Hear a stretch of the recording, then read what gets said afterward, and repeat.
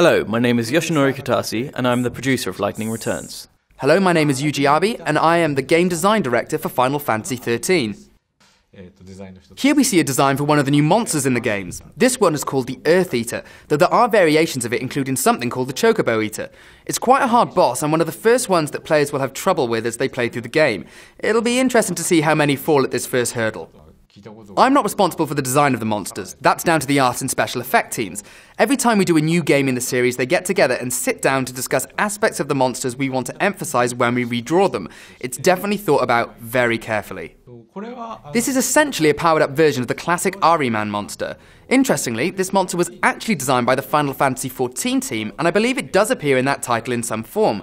But we decided to swap and exchange monsters between the teams and games to increase variety. We use some of theirs, and they use some of ours.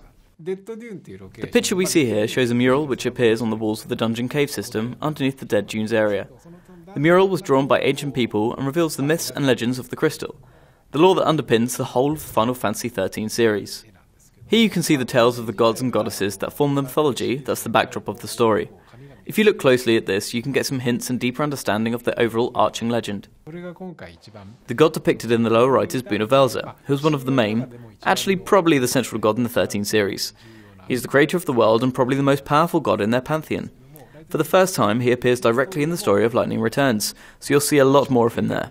The story of Lightning Returns begins when he makes a pact with Lightning, and it goes from there.